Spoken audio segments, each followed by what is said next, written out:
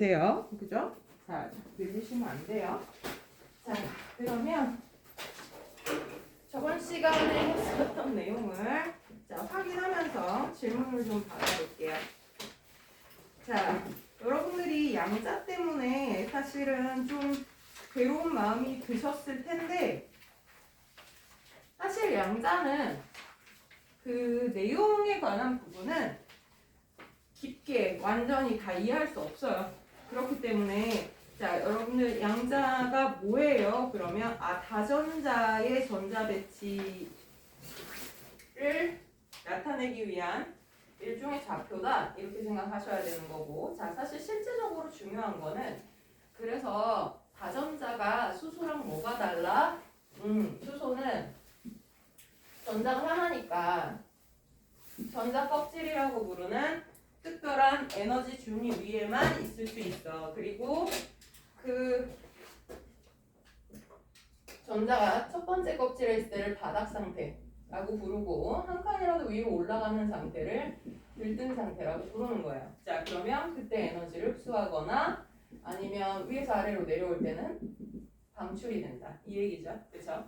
자, 그러면 양자라는 거는 왜 나온 거냐면 그러면 전자가 2개 이상도 이렇게 되냐? 자, 2개 이상은 전자 간의 반발 때문에 이렇게 심플하게 있을 수는 없어. 그래서 어떻게 전자 간 반발을 계산해 봤더니 어찌 되더라? 전자 2개는 전자 여러 개니까. 자, 우리가 이제 지금부터 얘기할 건 바닥 상태만을 얘기를 할 거야. 전자가 여러 개면 그 전자들이 각각의 에너지를 흡수해서 막 위로 올라가 있는 거는 우리가 예측하기가 너무 어려워요. 그렇기 때문에 전자가 한 10개쯤 있는데 그 10개의 전자가 에너지가 바닥이다. 그러면 어떻게 위치할 가능성이 높아요? 이 얘기를 하는 거예요. 그러면 전자가 10개여도 그 전자들이 에너지가 바닥이면 자, 에너지가 낮은 것부터 채워지게 되겠죠. 자, 그러니까 중요한 거는 전자가 여러 개 있을 때 자, 바닥 상태라면 어디에 있겠니?를 추정하는 게 중요한 거예요. 그래서 첫 번째 껍질에는 1s라고 부르는 전자가 있을 수 있는 확률이 존재하는 곳이 한 종류가 존재해요. 근데 여기에는 전자가 뭐 수소 하나밖에 없으니까 뭐 몇 개 있을 수 있어요. 이게 의미가 없었는데 전자 2개 이상인 경우에는 각각의 오비탈마다 자, 최대로 전자가 들어가면 2개까지는 들어갈 수 있다라는 거예요. 그러면 자, 1s 오비탈 한 종류. 자, 두 번째 껍질에서는 2s 오비탈이 에너지 좀 더 낮은 곳이고, 자, 그 다음에 두 번째 껍질 중에서 에너지가 좀 더 높은 곳을 2p 오비탈 이렇게 부르는 겁니다. 자, 그러면 여기서 2s 오비탈은 한 종류만 형성이 되고요. 자, 2p 오비탈은 방향이 다른 3개의 오비탈을 가지고 있다. 자, 그러면 세 번째 껍질은 3s, 3p, 3d 세 종류예요. 자, 이렇게 되는 거야. 자, 그럼 중요한 거는 그래서 바닥 상태의 전자가 얼만큼 어디에 있는 건데 라고 하면 아까 얘기했던 10개의 전자야. 그럼 어떻게 돼요? 에너지 밑바닥부터 쌓아야 되겠죠. 자, 그러면 2개의 전자가 여기 채워지고 그 다음 여기 채워지고 자, 그 다음에 5번째 전자는 p-오비탈 중에서는 어디도 들어갈 수 있어. 자, px든 py든 pz는 어디 있어도 다 바닥 상태라고 치는 거예요. 자, 그러면 그 다음 전자는 옆집에 가는 거예요. 에너지 똑같다면 자, 홀 전자가 많은 배치가 안정적이다 라는 거예요. 그럼 둘, 넷, 여섯, 일곱, 여덟, 아홉, 열. 자, 이렇게 채우는 게 전자 10개일 때, 자, 이 전자가 바닥이라면 이렇게 있을 확률이 제일 높다는 거예요. 자, 그러면 만약에 이거가 에너지를 흡수하면 어떻게 되냐? 자, 이거랑 달라진다는 얘기예요. 그러니까 이거에서 어떻게 달라져요? 거기까지는 우리 예측 못해요. 그러니까 에너지를 얼마나 흡수하느냐에 따라서 여기 있는 애가 저 위로 올라갈 수도 있고요. 여기 있는 애가 뭐 이쪽 위로 올라갈 수도 있고, 자, 거기까지는 우리의 영역이 아니니까 적어도 바닥 상태, 에너지가 최소인 상태는 이렇게 있을 거라는 거죠. 자, 이거에서 벗어났다. 그러면 걔는 에너지 흡수해서 들뜬 상태예요. 이렇게 생각하신다는 얘기예요. 그렇죠? 자, 그러면 앞으로도 우리는 특별한 이유가 없는 한은 바닥 상태의 전자를 주로 얘기할 거다. 왜? 예측 못하는 거는 언급하기가 어려우니까. 그렇죠? 자, 그래서 요게 전자 배치의 원리인 거고요. 자, 이 전자배치 원리의 이름이 세 가지가 있었죠. 페라메 원리, 파울레 베타 원리, 훈트의 규칙. 그죠? 자, 그 세 가지를 다 만족하면 바닥 상태고 파울레 베타 원리를 위배한다. 그건 틀린 거예요. 그죠? 걔는 위배할 수가 없는 거고 이 세상에 존재하는 모든 전자는 서로 방향이 반대인 두 개가 그죠? 최대한 들어갈 수 있다라는 거죠.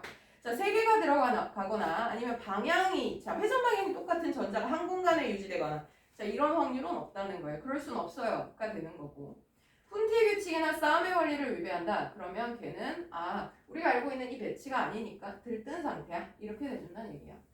자 그러면 전자들의 위치를 얘기하고 나서 자 우리가 관심 가졌던 거는 그래서 자 원자들은요 그 종류가 여러 종류가 있어요. 자 왜 달라? 양성자가 달라요. 양성자 다르다는 건 결국은 전자의 숫자도 다르다는 걸 의미하는 거예요. 그럼 전자가 하나일 때와 두 개일 때와 세 개일 때가 다 다른 성질을 가진다는 거죠.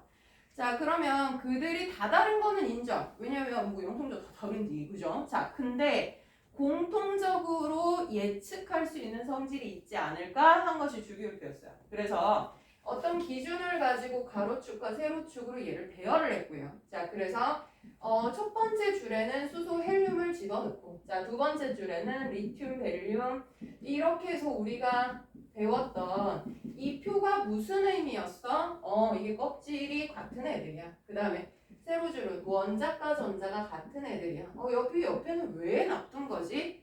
여기에 20분 이내까지는 사실 이 패턴에 해당하는 애가 없는데 20분 이상에서는 자 우리가 족이라는 게 바뀌어도 원자과 전자가 안 바뀌는 우리가 알고 있던 거랑 다른 행동을 하는 애들이 나타나더라. 그쵸? 자 걔들을 위해서 여기 비워놓은 거야. 그쵸? 자 그래서 그들은 예측하기가 쉽지 않기 때문에 우린 얘는 빼고 얘기할 거야. 자 그래서 1번에서부터 20번까지만 가지고 규칙성이 뭔데를 찾아본 게 주기적 성질이에요. 그쵸? 자 그러면 124페이지에 있는 주기적 성질은 그래서 20번까지 해서 우리가 발견한 패턴이 뭐니? 라고 하면 자 일단 원자의 반지름 예측할 수 있어. 누가 큰지 작은지 예측 가능할 거야. 뭐에 대해서?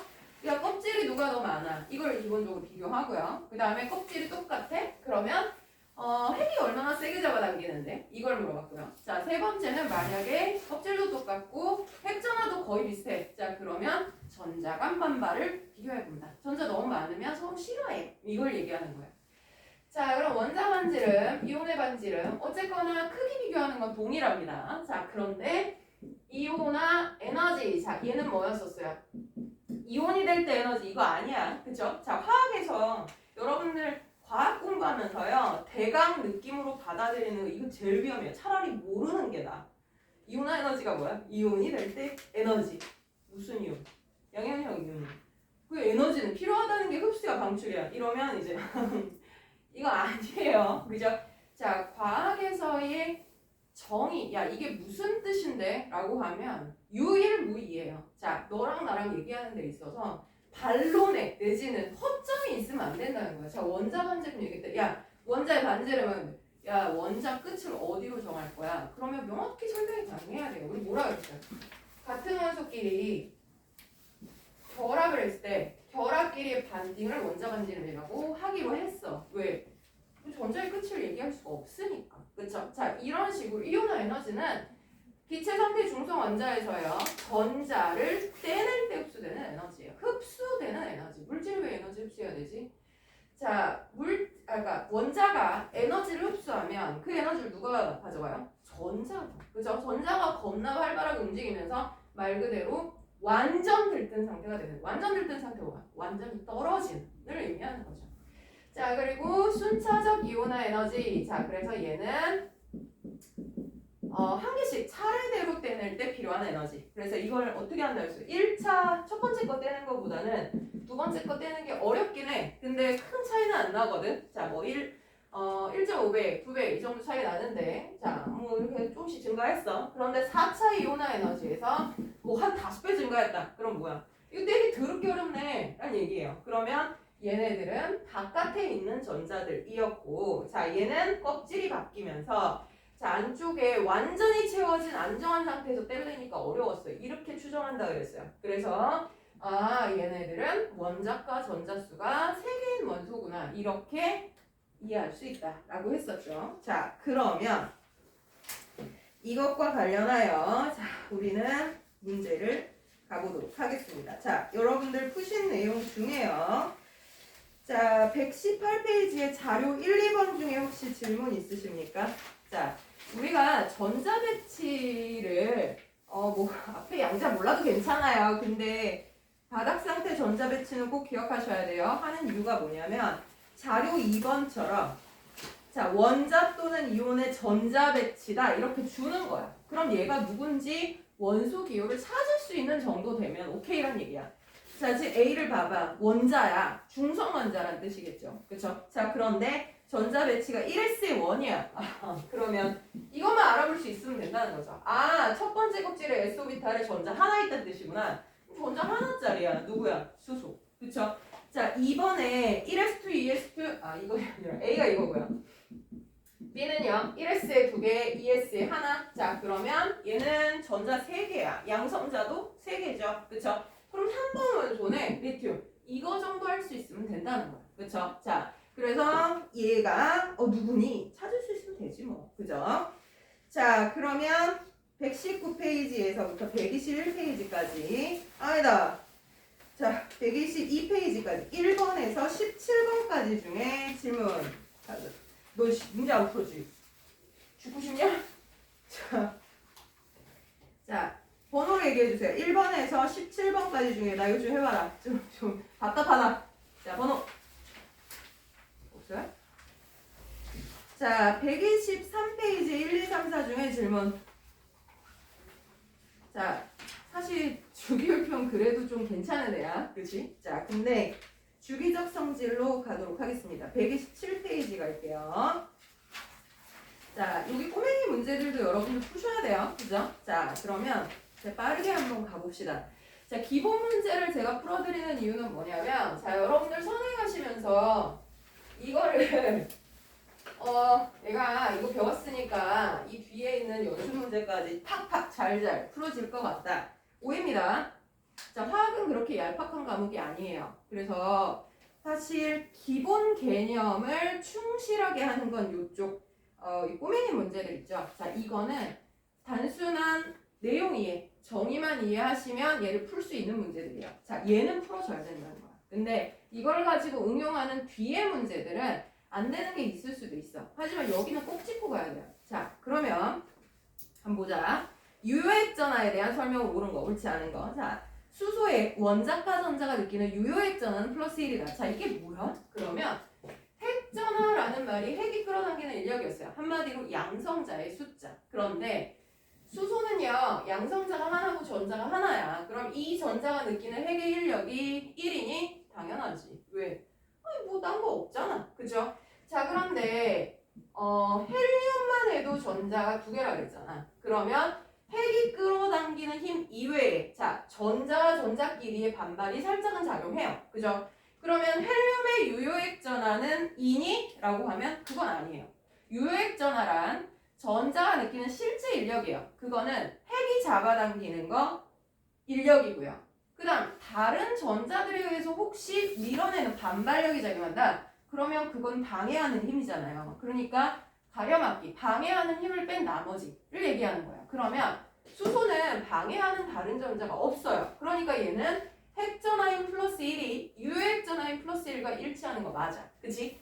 그런데 수소 이외엔 핵전하와 유효핵전하는 무조건 달라요. 왜? 이게 없어야지 플러스 1을 잡는 거야. 그쵸? 자, 그러니까 핵전하가 플러스 1인데 양성자 수가 핵전하예요. 자, 1인데 유효핵전하도 1이니 하시면 되고요. 자, 만약에 이걸 이름을 바꿔서 자, 헬륨이 느끼는 유효핵전하는 플러스 2니? 틀려.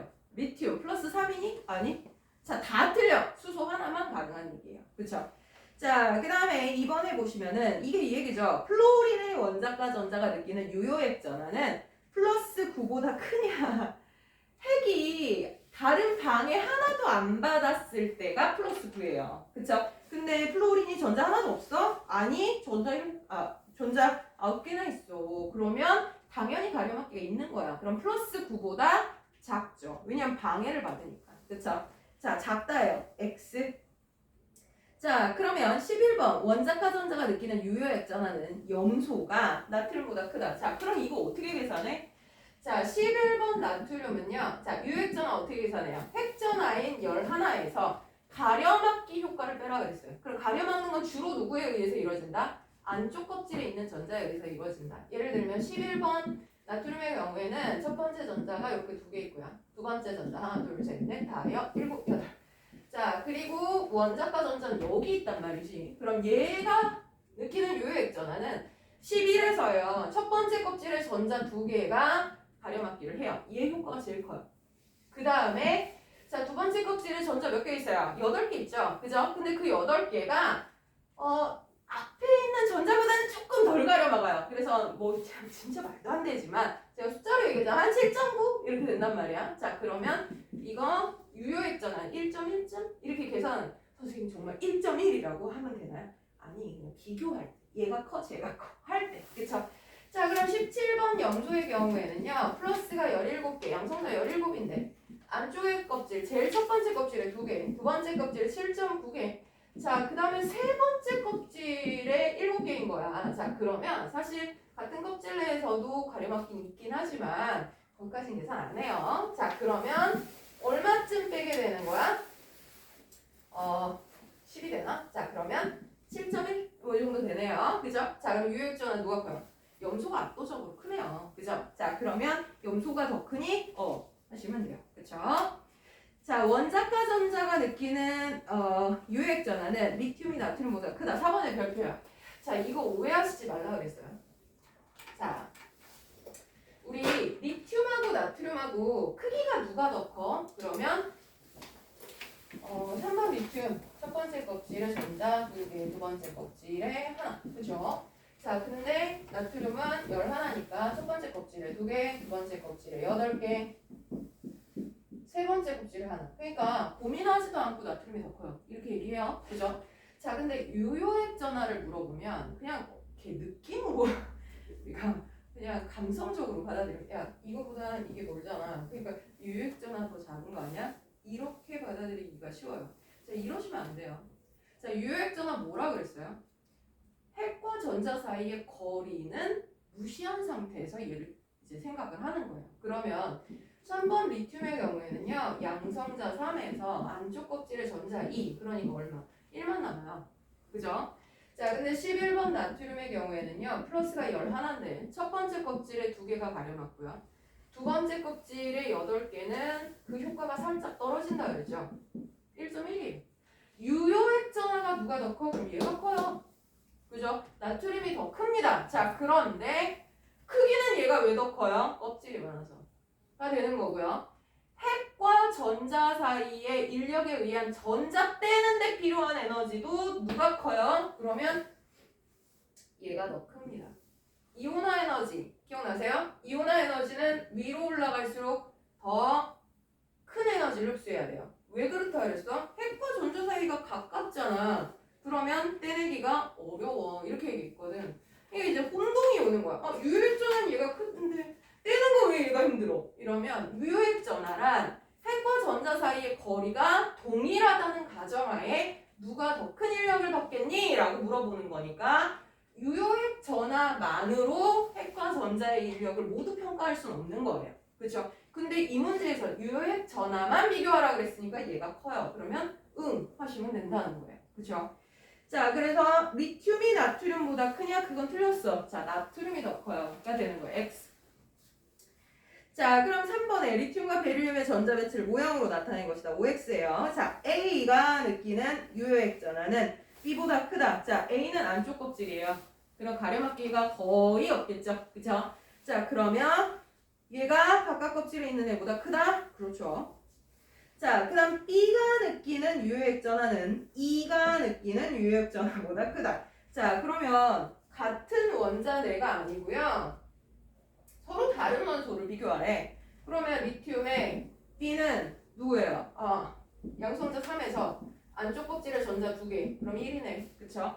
자, 그 다음에 베릴륨은요. 바깥 껍질에 있는 전자를 물어봤으니까 자, 그러면 양성자 4에서 안쪽 껍질에 전자 2. 그러면 2가 되네. 자, 그러면 유액 전하는 누가 더 커요? 2가 더 크죠? 그죠? 자, X. 자, 그 다음 C와 2가 느끼는 유액 전하는 같다. 자, C하고 2하고는 같은 껍질에 있어요. 그러면 똑같겠지. 가려막기 똑같으니까. 그렇죠? 응. 자, 2에 대한 가려막기 효과는, 자, 2가 느끼는 가려막기 효과는 D가 C보다 크다. 둘의 차이는 뭐예요? D는 안쪽 껍질에 있는 전자. 머리 크네, 머리 크네. 그죠? 너 좀 비켜. 안쪽 껍질이 가려막기를 크게 해요. 그쵸? 자, 그러니까 D가 C보다 크냐? 응. 하시면 돼요. 그쵸? 자, OX, 옵니다. 자, 그 다음 3번. 자, 요거는 이제 할 수 있어야 돼요. 자, 원자 또는 이온의 반지름을 비교하라. 자, 딴 거 없어요. 이거는 정말 예외도 없어. 너무 깔끔하네요. 자, 뭐 따져라? 껍질이 누가 많아? 따져보는 거야. 자, 첫 번째. 리튬하고 나트륨하고 껍질 누가 많아? 나트륨. 그럼 나트륨 큰 거예요. 딴 거 안 따져도 돼. 인 거야. 자, 그러면 2번. 나트륨하고 염소. 자, 얘네들 껍질 몇 개야? 나트륨도 3주기. 염소도 3주기예요. 선생님, 나 이거 몇 번이고 어디 위치인지 모르는데요? 그럼 저 폭발합니다. 자, 주기율표에 20번까지 반드시 암기하고 계셔야 돼요. 그래야 빨랑빨랑 얘 얘기를 할 수 있어요. 이걸 언제 주기율표 찾고 있냐고. 자, 그러면 둘이 껍질이 똑같아요. 그럼 두 번째 뭘 비교해요? 양성자가 누가 더 많아?를 비교하는 거예요. 자, 11번보다는 17번이 더 양성자 많죠? 세게 잡아당겨요. 그러면 염소가 크기가 더 작아요. 왜? 핵이 많아서 세게 잡아당겨요. 크기가 줄어들어요. 이 얘기죠. 그죠? 자, 그 다음 3번이요. 나트륨과 나트륨 이온 이렇게 되면 자, 껍데기는 그럼 나트륨 1 플러스가 될 때 체외각의 전자가 하나 없어지면서 껍데기 하나 사라져요. 너무 저렴한 표현인가? 껍데기. 자, 그러면 크기가 줄어요. 하시면 되겠죠. 자, 그러면 나트륨 원자일 때보다 나트륨 1 플러스가 될 때는 크기가 줍니다. 이렇게 가면 돼요. 자, 그 다음 플로린하고 플로린화 이온. 자, 저번 시간에 연락해가지고 이걸 틀리진 않았을 텐데. 자, 9번 플로린에서요. 플로린 이온이 될 때 전자 들어올 때 껍질이 새로 생기나요? 너 양성자 변하나요? 아니. 자, 그런데 전자가 늘어요. 그래서 야, 좁아. 민다 그랬죠. 자, 이렇게 커진다. 자, 그러면 4번은 별표 치세요. 자, 이거 이렇게 생긴 문제들을 꽤 보셨을 거예요. 자, 나한테 2주기 원소 ABCD 원자 반지름과 이온 반지름을 해놓고서는 나 누구게? 이런 거 물어봐. 자, 근데 만약에 원자 반지름과 이온 반지름을 주잖아요? 그럼 우리 뭘 생각하냐면 야, 얘 양이온이야 음이온이야 이거부터 생각하는 거예요. 자, 봐봐. A는요. 원자보다요. 이온일 때 크기가 줄었어요. 그럼 무슨 소리야? 껍데기 하나 벗었어요.가 되는 거죠. 자, 그럼 A, B는 금속이구나. 왜? 금속 원소가 양이온으로 변하잖아. 그치? 그러면 C와 D를 봐봐. 원자일 때보다 크기가 커져요. 마치 누구처럼? 플로린처럼요. 자, 이런 애들은 음이온이에요. 아, 그럼 음이온은 비금속들이지.가 되는 거예요. 그쵸? 자, 그러면 금속 원소를 골라라. A, B요. 음이온 되기 쉬운 원소를 골라라. C, D요. 자, 3번의 별표. 원자 번호 누가 제일 커요? 이거 이제 어떡합니까? 뭐 이래요. 자, 봐봐. 이런 문제는요. 반드시 조건을 붙여줘요. 자, 이게 뭐라 그랬냐면 2주기 원소 A, B, C, D 그랬어요. 아, 2주기요? 그러면 리튬, 베릴륨, 붕소, 탄소, 질소, 산소, 플로린, 네온인데 어차피 이온으로 변하는 애니까 네온은 제끼고요. 그죠? 자, 그럼 이들 중에 있는 거야. 자, 그러면 누가 원자 번호가 크니? 라는 거 거꾸로 생각하면 돼요. 자, 우리가 원자 반지름을 볼 때 얘가 크고 작고를 어떻게 생각했었더라? 일단 껍질수 비교했었어요. 그쵸? 얘네 껍질 어때? 다 똑같아요. 그러면 크기에 영향을 주는 요인은 뭐야? 원자 번호였어요. 5, 6, 7, 8, 9. 아, 원자 번호 클수록 세게 잡아당겨서 크기가 작아지는 거였어. 그럼 원자 반지름 보는 거야. 누가 제일 작아? D가. 그럼 무슨 소리야? A가 제일 앞이고 D가 제일 원자 번호가 커가 되는 거예요. 왜? 크기가 제일 작잖아. 그죠? 역으로 찾은 거예요. 그러면 누가 원자 번호 제일 크니? D요. 하시면 되는 거예요. 그쵸? 자, D의 이온 반지름이 원자 반지름보다 더 큰 것에 영향을 주는 요인. 야, 음이온 될 때 왜 커져? 전자의 숫자 내지는 전자의 반반 이렇게 쓰시면 되겠죠. 자, 그 다음 3번. 자, 금속성 원자반지는 뭐 이렇게 돼 있는데, 자, 금속성이 뭔지 몰라도 그래요. 금속성은 양이온으로 잘 변하는 능력. 이렇게 써주세요. 양이온으로 잘 변하는 능력. 얘들아, 비금속성은 뭐겠니? 음이온으로 잘 변하는 능력이겠죠. 그쵸? 자, 그러면 누가 양이온으로 잘 변해요? 라고 했을 때 리튬하고 플로린 중에 누가 양이온으로 잘 변해? 당연히 리튬이요. 그죠? 자, 원자 반지름은 그럼 리튬하고 플로린하고 어떻게 비교하실 거야? 껍질 똑같아 얘네. 그죠? 자, 그러면 양성자. 리튬은 3번. 플로린은 9번. 플로린이 더 세게 잡아당긴 게였구나. 크기 작아져. 이렇게 되는 거죠. 자, 그 다음 원자과 전자가 느끼는 유효핵전화. 유효핵전화 뭐더라? 양성자 빼기 안쪽의 전자수. 자, 리튬 어때? 3 빼기 2. 1이죠. 자, 플로린 9 빼기 2. 7이다. 플로린이 헐 커요. 그쵸? 틀렸네. 자, 그 다음 이온의 반지름. 지금 이온 반지름 나 여기 본 적이 없는데? 그냥 너보고 나중에 하는 거야. 자, 봐봐. 크기 물어보면 무조건 뭐 봐요? 일단 껍질수부터 보는 거예요. 그죠? 자, 리튬은요, 원래 껍질이 몇 개였어? 2개였다. 근데 1 플러스가 됐어. 최후하게 있는 전자 버렸죠? 껍질이 몇 개? 1개. 생각할 필요가 있어, 없어? 없어. 그죠? 이 크기 작아졌어. 얘가 커가 내주는 거죠. 자, 근데 얘는 여러 요소를 많이 갖추긴 했어요. 자, 껍질이 하나 더 많고요. 전자수도 늘어났어요. 그러면 원자일 때보다도 더 커졌겠구나. 그죠? 자, 그럼 무조건 얘가 크다가 내주는 거 가능하겠죠. 근데 영향을 준 가장 큰 요소가 뭐야? 그러면 껍질수요. 전자 껍질수. 그죠? 자, 그러면 130페이지 넘어갈게요. 근데 여기 기억나지? 안 난다 그러면 너 죽어. 왜냐면 고쳐야 되는데 안 와놓고서는 선생님이 기억 안 나서 이러면 죽여버릴 거야. 자, 미리 공지하겠습니다. 자, 이번 주 토요일 2시에요.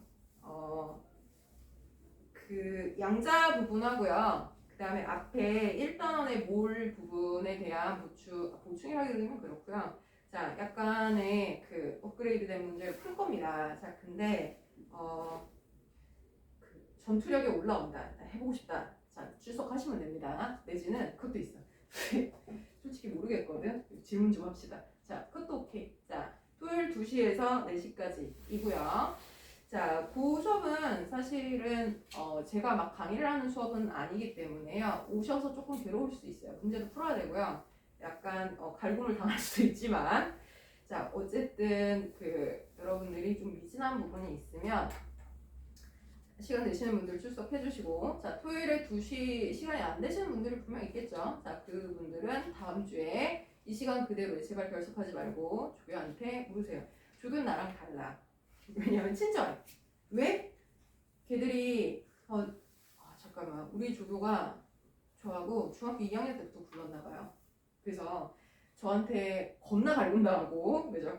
자, 고3까지 잘 졸업해서 화학과 진학한 친구라 여러분들의 슬픔을 너무 잘 알고 있어. 그래서 선생님이 막 이제 힘들고 나 잘 못하겠는데 해 새끼야 막 이러면서 막 접힌단 말이야. 그럼 되게 막 나는 누구? 막 이런단 말이지. 누구보다 잘 알고 있는 조교니까 그냥 슬퍼하면서 제 뒷담 하셔도 돼요. 자, 그러니까 꼭 보충을 하십시오. 자, 질문하시란 얘기예요.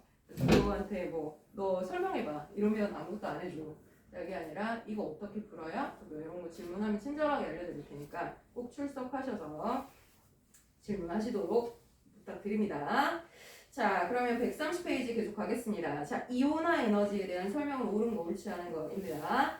자, 원자과 전자가 느끼는 유효액 전하가 큰 원소일수록 대체로 이온화 에너지가 대체로라는 말이 나오면 대강 비슷하면 오케이를 하면 돼요. 그렇죠?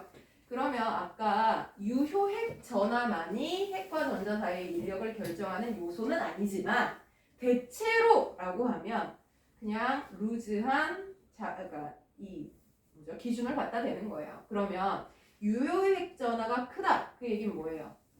전자가 핵의 인력을 상당히 크게 받아요. 라는 뜻이에요. 그러면 핵이 세 세게 잡아당기는 전자일수록 이온화 에너지가 작냐라고 물어봤어요. 이온화 에너지는 이 전자를 떼는 데 필요한 에너지예요. 자, 이온화 에너지가 언제 크다 그랬어요? 핵이 전자를 꽉 잡고 있으면 더 많은 에너지를 가해야 떨어지는 거예요. 그러면 유효액 전하가 크다는 얘기는 떼기가 어려워라는 얘기가 되는 거예요. 그쵸? 그러면 이온화 에너지가 작은 게 아니라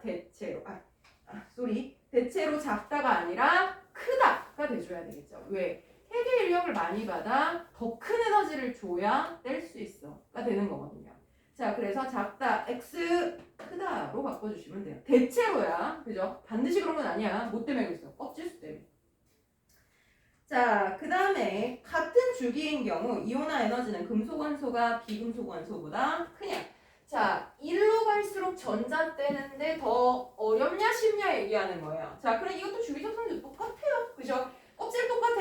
그러면 양성자가 많아지면 세게 잡아당기는 거야. 그러면 더 많은 에너지가 필요해. 되는 거죠. 오른쪽이 더 많은 에너지가 필요해요. 그럼 비금속 원소가 더 큰 거죠. 자, 금속 원소가 더 크다. 자, 금속 원소가 이거보다 크다. 아니, 비금속이 커요. X. 자, 그 다음에 차수가 증가할수록 순차적 이온화 에너지 감소한다. 아니요, 이거 아니라는 거 보여드렸죠. 그죠? 증가합니다. 자, 그러면 2번. 자, 이건 원자 번호에 따른 이온화 에너지를 나타낸 것이다. 자, 이거는 아예 그래프를 외우셔도 괜찮아요. 자, 수소, 헬륨, 그 다음에 뚝 떨어진 게 리튬이죠. 그죠? 자, A와 같은 주기에 속하는 원소를 있는 대로 써라. 자, 주기적인 패턴이 있다 그랬어요. 자, 수소보다 헬륨이 좀 더 크죠? 왜냐면 껍질은 똑같은데 양성자가 커지니까. 그쵸? 자, 그런데 리튬에서는 또 떨어져요. 왜 그러더라? 껍질이 하나 더 많아지면 핵과 전자 사이 거리가 멀어지면서 인력이 작아져요. 그러면 필요한 에너지는 줄어들겠구나. 그쵸? 근데 여기에서 다시 원자 번호 하나 늘었어. 그러면 베릴륨은 증가합니다. 자, 근데 이온화 에너지는 같은 주기에서 원래 계속 이렇게 증가해야 되는데 가다가 살짝 예외가 생긴다고 했죠. 그죠? 제가 이거 필기해드렸어요. 전자 배치해보면 S오비탈보다 P오비탈이 좀 멀어서. 그죠? 탄소, 질소, 산소에서는 얘는 반을 채운 충분히 안정한 상태인데 얘는 하나만 없으면 안정해지는데 여서 쉽게 떨어진다. 그죠? 그리고 플로린, 네온까지는 증가하다가 다시 나트륨일 때 뚝 떨어집니다. 왜 그래? 껍질이 많아져. 그래서 핵과 전자 사이 인력이 또 줄어. 그래서 마그네슘, 알루미늄 자, 여기서도 또 똑같이 예외가 종마다 반복된다 였어요. 그쵸? 자, 그러면 같은 주기 원소는 어디야? 자, 여기 같은 주기 증가하고 있는 애들 이만큼이 예외가 있어도 같은 주기. 그쵸? 자, 그러면 같은 주기 A와 같은 주기인 거 B하고 C까지요. 그죠? C와 같은 조기인 건 누구냐? 세시면 돼요. 1, 2, 3, 4, 5, 6, 7, 8 1, 2, 3, 4, 5, 6, 7, 8 여기요. 그죠? 자, 그러면 2가 되는 거죠. 자, 3번 가장 양이온이 되기 쉬운 원소. 자, 이게 뭐더라? 전자 떼는데 필요한 에너지예요. 그러면 전자 떼는데 필요한 그 에너지가 제일 작으면 걔가 제일 쉽게 떨어져. 그죠? 자, 그럼 누가 제일 쉬워요? D가 돼주겠네요. 그쵸?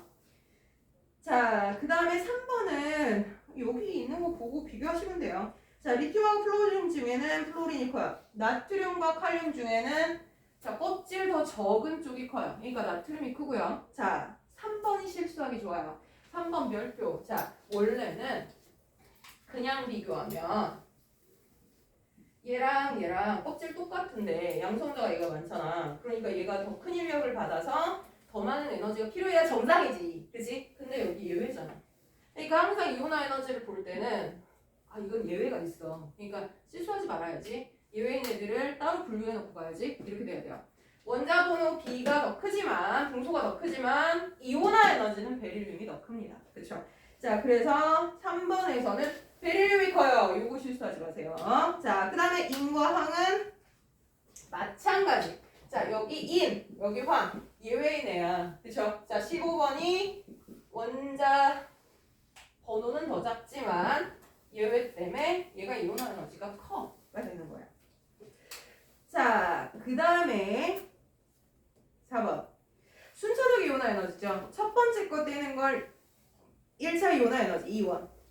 번째 거 떼는 거 E2.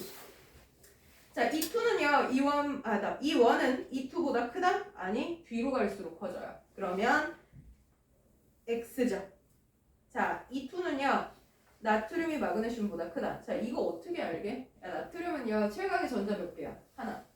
하나 떼고 나면 껍질이 사라져요. 그럼 두 번째 전자 떼는 건 어디서 떼야 돼? 할전자 만족한 상태에서 떼야 돼요. 쉬워요, 어려워요? 더럽게 어려워. 그죠? 자, 그러면 E2는 나트륨이 압도적으로 클 거다라는 거예요. 마그네슘 고민도 안 해도 돼. 그죠?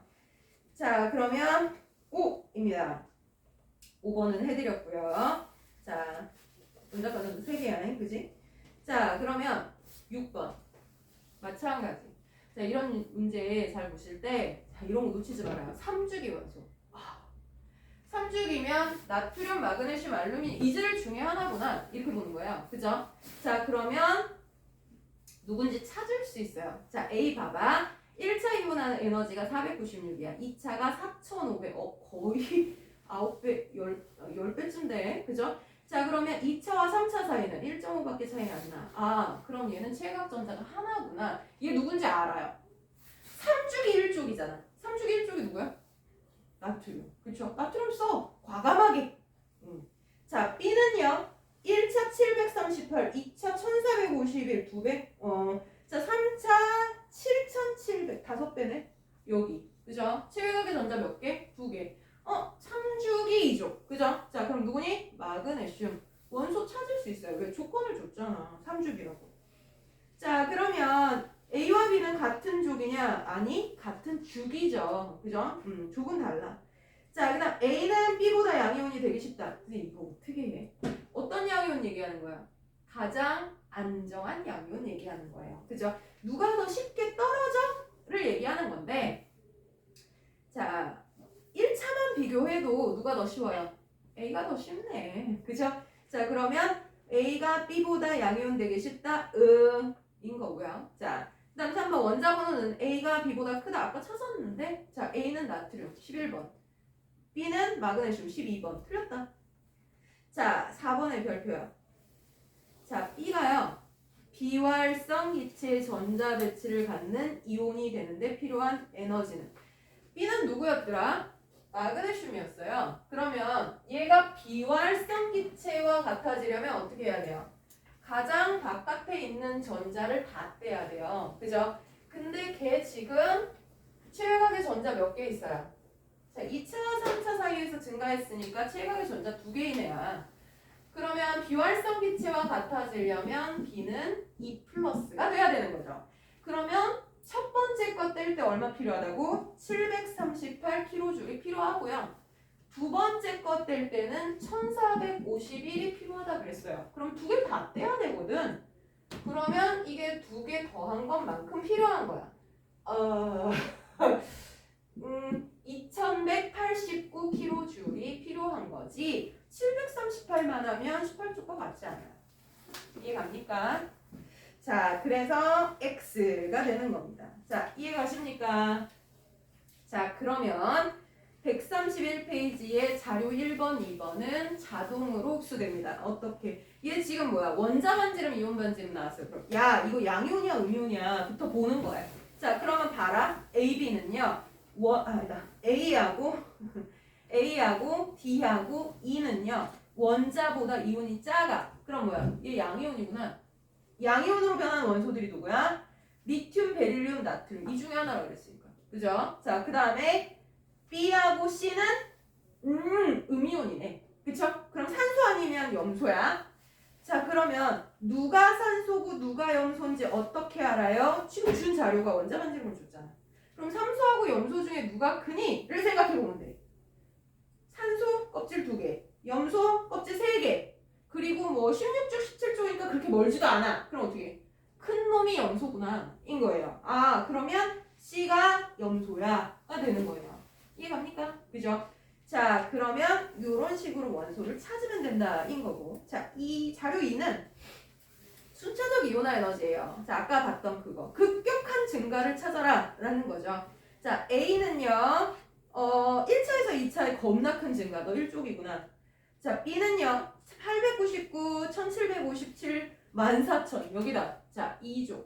되는 거고요. 자, C는요. 2차를 안 줬어. 그런데 뭐 예측은 가능하네. 3차에서 4차 갈 때 지금 이게 얼마? 8배 거야. 그럼 너는 13조. 그쵸? 자, D는요. 2차에서 3차 사이에 급격한 증가. 아, 그럼 너는 최각전자 2개네가 되는 거야. 그쵸? 되겠어요? 자, 그런데 여기서 슬픔이 있어요. 아까는 3주기 원소만 얘기했는데, 자, 이번엔 2, 3주기 원소예요. 맞죠? 자, 그러면 이게 누가 2주기고 누가 3주기인지를 찾으래요. 이번에 지금 같은 주기에 속하는 세 가지 원소를 찾아라. 같은 조계에 해당하는 걸 찾아라. 자, 이걸 어떻게 하지를 고민해 보세요. 잠깐 쉬는 시간 드리고 끊어서 가겠습니다. 자, 요거 한번 고민해 보시고, 자, 질문할 거 걸으시고, 자, 우리는 뒤쪽으로 또 넘어가 볼 겁니다. 잠깐 쉬는 시간 드리겠습니다.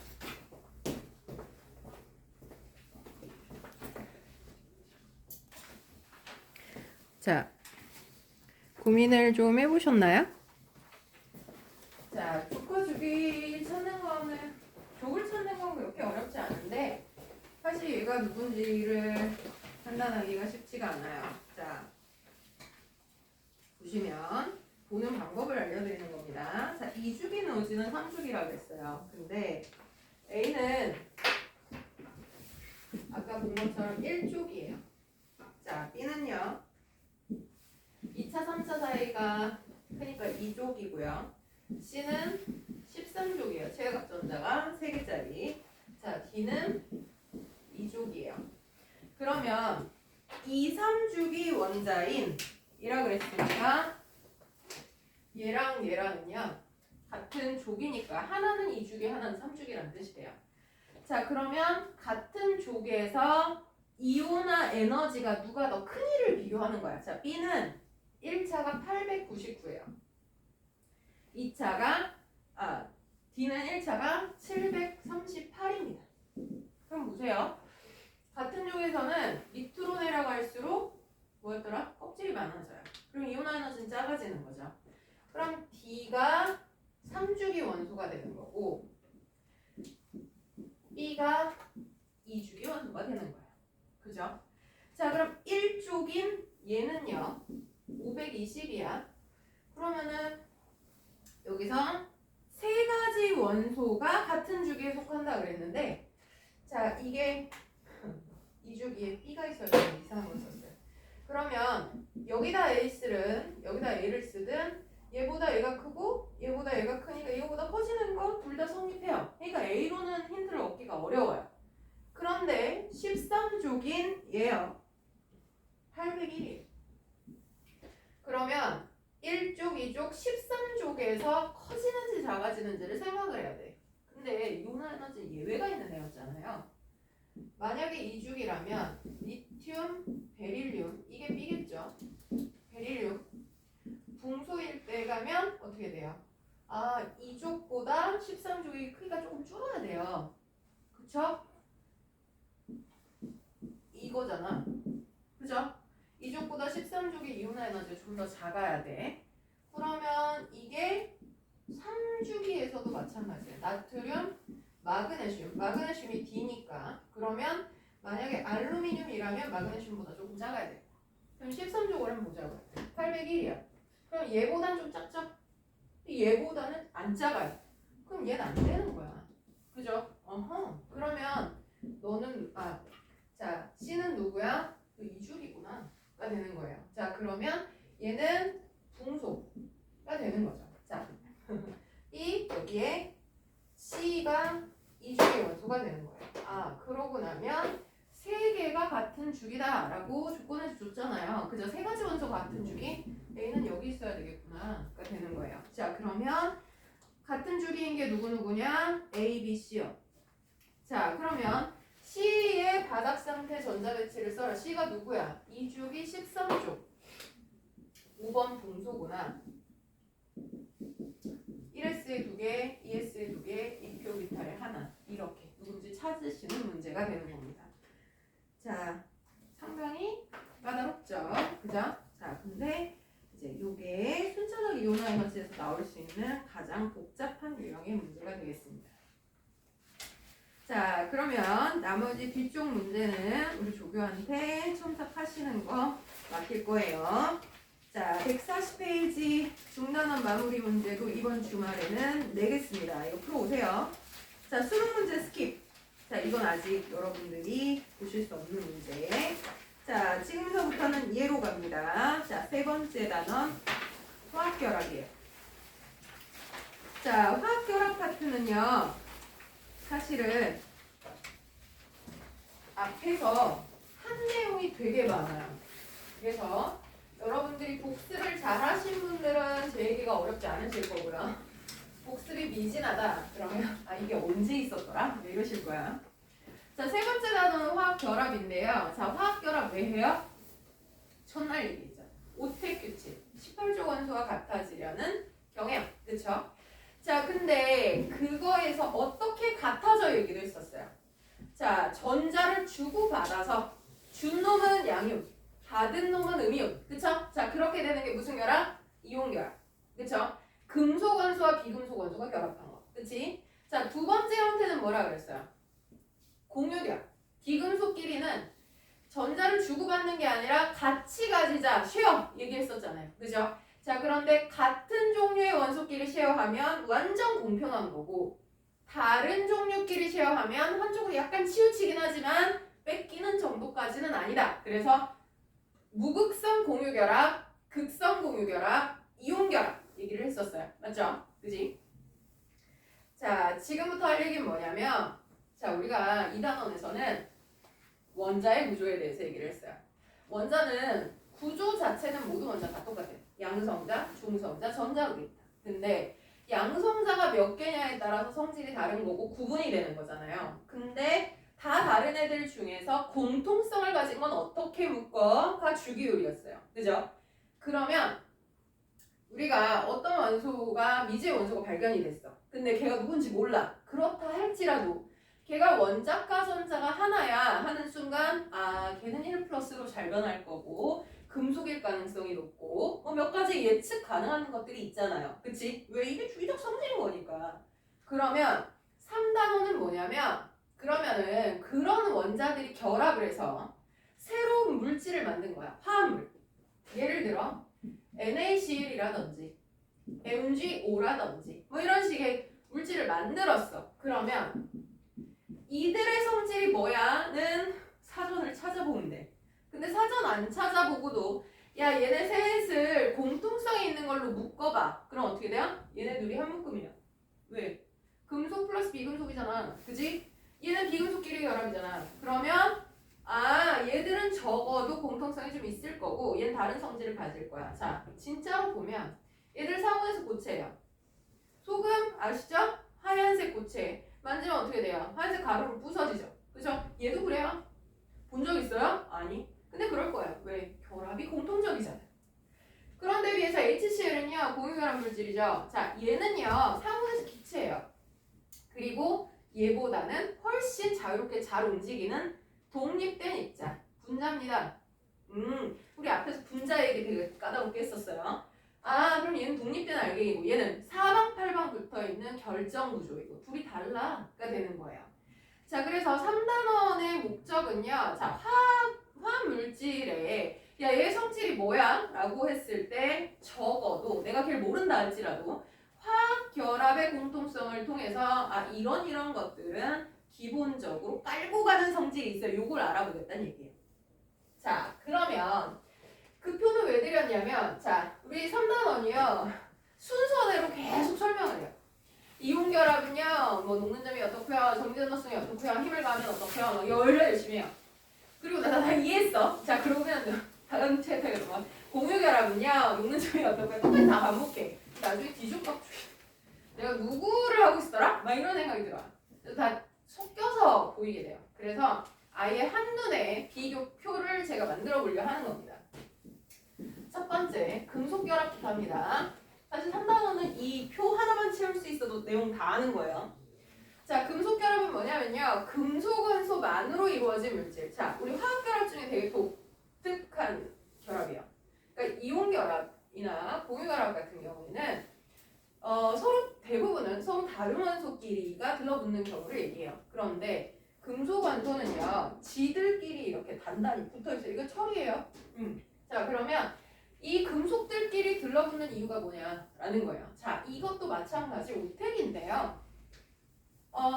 플러스 26짜리 철이요. 전자가 26개 있겠죠. 그죠? 자, 또 다른 철 원자가 있다고 칩시다. 근데 철 원자들은요, 당연히 플러스 양이온들끼리는 서로 좋아하지 않아요. 플러스는 플러스끼리 싫어한단 말이에요. 자, 그래서 얘네들은 반발을 해요. 서로. 근데 자, 26개의 전자 중에 한두 개가, 원자가 전자 중에 일부가, 원래는 전자라는 거는 하나의 금속 양이온 딱 붙어 있어야 되잖아. 근데 금속 원소가 근접하게 되면 그들 중에 전자 한두 개가 떨어져 나와서 이 사이를 자유롭게 움직입니다. 이게 금속의 독특한 특징이에요. 그래서 이게요, 금속 양이온이라는 애와 자유롭게 움직인다 라고 얘기하는 자유전자, 원자과 전자 중에 일부가 움직이는 전자가 형성이 되는 거야. 그러면서 이 전자가 하나의 금속 양이온과 인력이 작용하는 게 아니라 근접한 애들 모두하고 인력이 작용하는 거야. 그러니까 일종의 초인사야, 초인사. 자, 얘랑 다 그냥 대면해. 그냥 별로 뭐 좋지도 않고 싫지도 않은 사이야. 그런데 만약에 이 친구가 초인사인 거야. 그래서 얘 내시는 뭐 이러고 있는데 얘가 막 여기 가서 내 친구인데 같이 놀래? 막 이러고서 막 잡아당겨. 자, 그럼 어떻게 해요? 여기가 떨어지지 않고 유지가 된다. 이렇게. 이걸 금속결합이라고 부릅니다. 그럼 금속결합에 큰일 났다. 살이 걸렸다. 금속결합의 주요한 원인은 누구다? 자유전자. 그러면 비상입니다.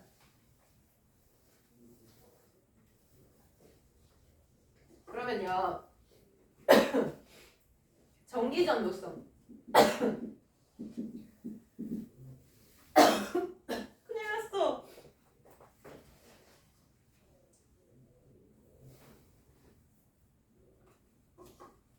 자, 전기가 통합니까? 안 통합니까? 하는 거는 지금부터는 물질의 종류가 뭐냐? 이것도 영향을 주지만 상태가 뭐냐? 고체 상태에서 아니면 액체 상태에서 이것도 디테일하게 다 봐요. 자유전자는요, 어떤 상태에서도 잘 움직여요. 물론 액체 상태에서는 더 잘 움직이긴 하겠지. 자, 고체에서 전기 통합니까? 자, 전기가 통한다는 건요, 전하를 띤 입자가 반대 전구로 이동할 수 있으면 전기가 흐르는 겁니다.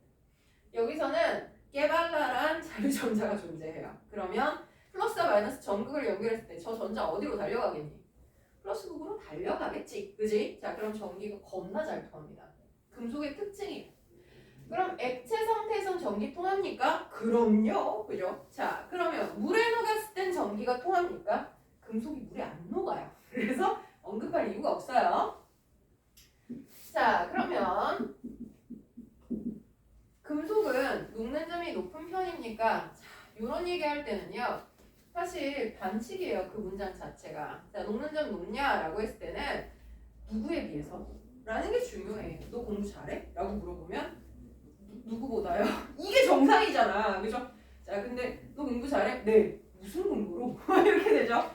자, 근데 그럼 우리 근데 일상생활에 이거 쓰잖아. 너 공부 잘하냐? 왜 이렇게? 그지? 자, 그럼 도대체 그냥 제한 조건 없이 녹는 점이 높은 편이니? 라는 말은 무슨 뜻이냐? 자, 그럼 공부 잘하니? 라고 할 때 평상적으로 응 이라고 대답하는 거 어느 선을 얘기해요? 사회적 공감대. 자, 이 정도면 나 공부 좀 한다. 전교 1등이야. 아, 이러면 반칙이야. 그렇잖아. 그지? 그러면 그래도 전교 1등 되게 많긴 하겠다. 그죠? 자, 저 그걸로 한번 당한 적 있잖아요. 외국인들하고 얘기하다. 우리나라 애들 공부에 또 부심 있잖아. 그지? 야, 어디 가서 나 공부 좀 했어. 그래서 그러면 서로 얘기하죠. 나도 전교 1등 해봐서 왕편에 전교 1등 한 번씩은 해보는 거. 그치? 초등학교 때는 다 올백 맞으면 전교 1등이잖아. 그러니까 나 전교 1등 해봤어. 이건데 그러면 이제 유럽 애들 같은 경우 되게 놀랍다는 얼굴로 쳐다봐요. 왜냐면 걔들은 석차라는 걸 안 매기니까 전교 1등 그게 뭐야? 와 그런 것도 있어? 뭐 이러는 거지. 그러면 막 어깨뽕 이만큼. 근데 최악의 상황을 닥친 거죠. 자 조용히 있던 중국이. 그래서 말 걸었어요. 너무 얌전하게. 야 너는 공부 잘해본 적 없어? 아니 나는 공부 잘 못해. 이러는 거야. 그래서 왜? 아 그래 괜찮아. 그럴 수 있지. 너 몇 등 해봤는데? 4등. 그래서 4등이면 잘한 거네. 전교 4등이야? 그랬더니 학교에서 4등 했어? 근데 아니 그냥 성에서 4등. 그때 성이 뭔지 몰랐어. 그래서 성이 뭐야? 그랬더니 여러분들 이번에 그 뭐지 우한 뭐 있잖아요. 그 후베이 성이잖아. 걔는 팰리스예요. 그래서 자기 성에서 4등 했대. 성이 뭐야? 성에 학생 몇 명 있어? 2만 명? 아, 네, 진짜. 그래서 그 다음부터 어디 가서 공부 잘하는 애 절대 특히 중국 애들 있을 때는 절대 그런 얘기 하지 않아요. 일단 사이즈가 나 전교 1등 했잖아. 전교에 몇 명 있어? 우리 학년 다 해봐야 100명 뭐 좀 넘잖아 요즘. 근데 걔 되게 겸손하게 나 공부 잘 못해서 1등 같은 거 한 번도 못 해봤어. 제일 잘하는 게 4등밖에 못 해봤어. 2만 명 중에 우리나라로 치면 수능 1등 한 거야. 그렇잖아. 수능 전국 1등. 그러면 뭐. 근데 걔는 굉장히 겸손하더라고요. 자, 그거랑 똑같아요. 자, 농는 좀 높아? 그럼 누구에 비해서? 이게 있어야 돼. 근데 그 얘기가 없다면 관용적으로는 저의 기준은요. 공부 잘한다 기준은 너 90점 넘어? 인 거예요. 대충 평균 90점 넘어. 그냥 잘하네. 이거거든. 그것처럼 얘들도 다른 조건이 없이 높은 편이야? 라는 말은 해석을 어떻게 하면 되냐면 상온에서 고체야? 라고 묻는 거예요. 자 그럼 금속은 상온에서 고체예요? 그죠? 자 수원 빼고는 다 고체잖아요. 철도 고체, 니켈도 고체, 아연도 고체 높은 편이라고 얘기를 하는 겁니다. 자 근데 얘네는 왜 높은 온도에서 녹아요? 그러면 자 지금 철만 해도요 이렇게 빽빽하게 규칙적으로 붙어있는 이유가 뭐야?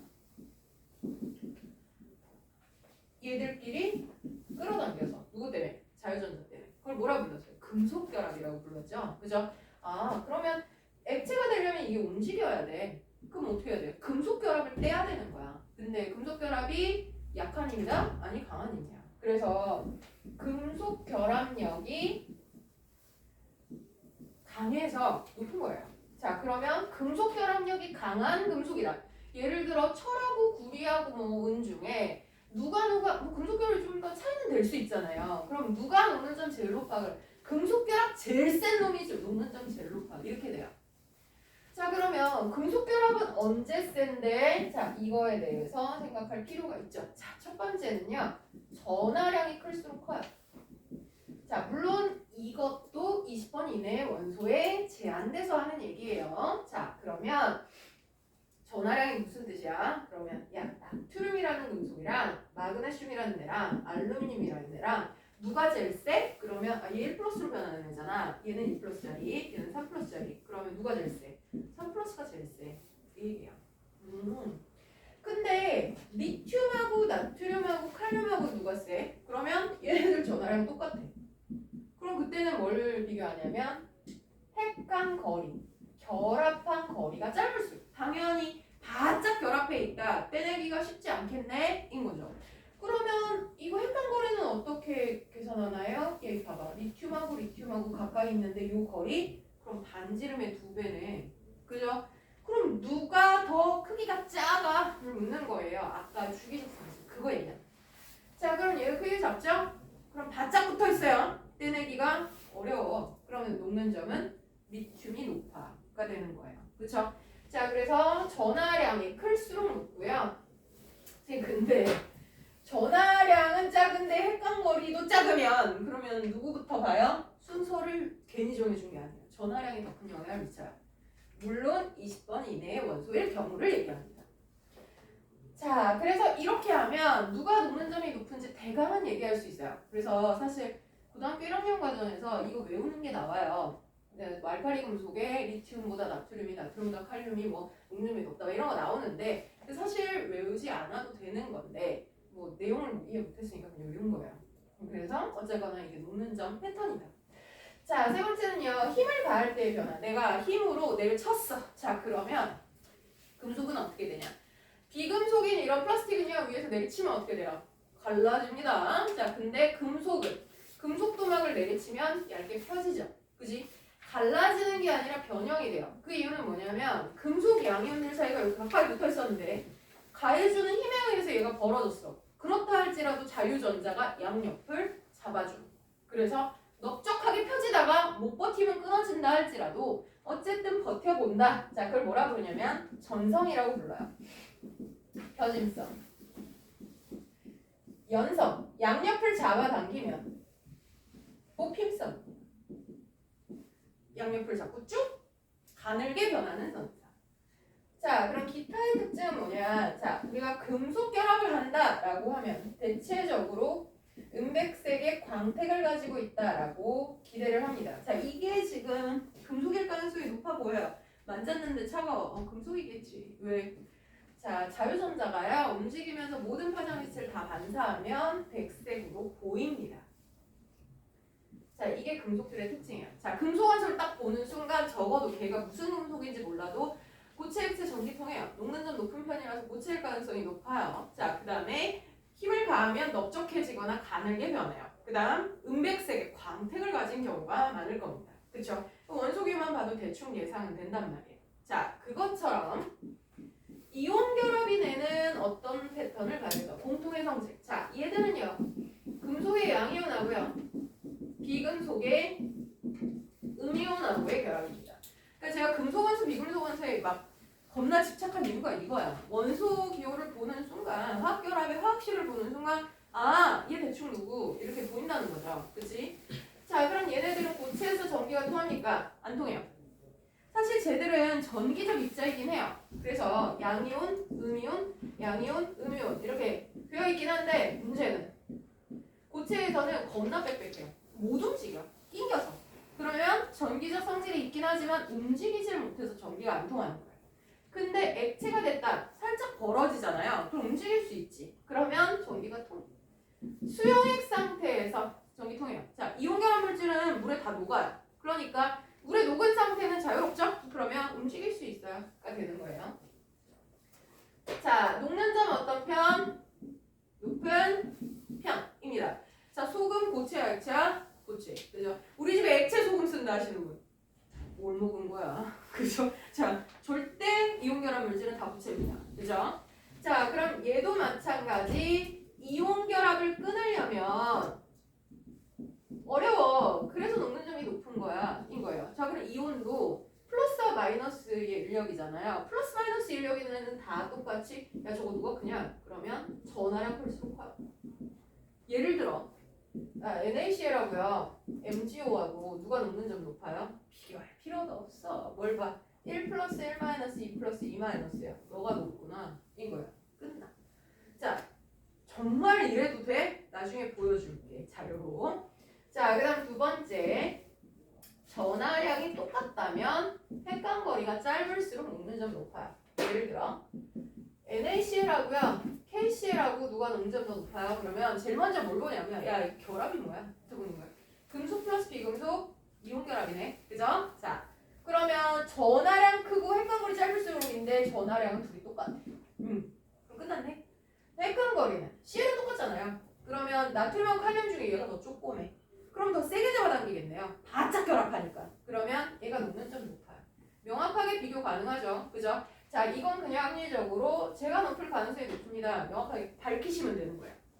자, 힘을 가할 때의 변화. 자, 단단하지만 쉽게 부스러진다. 이건 뭐야? 소금을 만지면 물렁물렁해요? 딱딱해요? 딱딱해요. 걔 절대 모르지 않아요. 근데 손으로 밀면 가루로 변합니다. 그걸 부스러진다라고 표현을 해요. 이유가 뭐냐면 자, 힘을 가하지 않았을 때는 플러스와 마이너스가 인력에 의해서 이런 식으로 배치를 하겠죠. 자, 근데 밀어서 층이 밀리면 플러스끼리 마이너스끼리 만나는 효과가 나타나게 돼요. 그러면 밀어내. 그래서 위아래가 갈라져 버리는 거예요. 그래서 소금은 붉은 속은 가져다가도 어렵지 않게 이렇게 손을 뭉개면 뭉개져요. 그죠? 자, 이거가 이온결합의 특징이다. 야, 생각해봐. 녹슨철. 녹슨철은 Fe2O3거든요. 이온결합 물질이잖아. 그치? 상온에서 무슨 상태? 고체겠지. 그죠? 자, 이 물에 녹아 안 녹아? 녹는다니까. 그죠? 자, 그리고 녹슨철 겉표면 만졌을 때 어때요? 가루가 묻어나요. 그지? 그 가루의 이유 단단하지만 밀면 층이 밀리면서 부서져요. 그죠? 자, 그 특징을 다 가진 거예요, 진짜. 자, 기타의 특징은요. 물의 용해가 상당히 잘 된다. 라는 것이 얘의 특징이에요.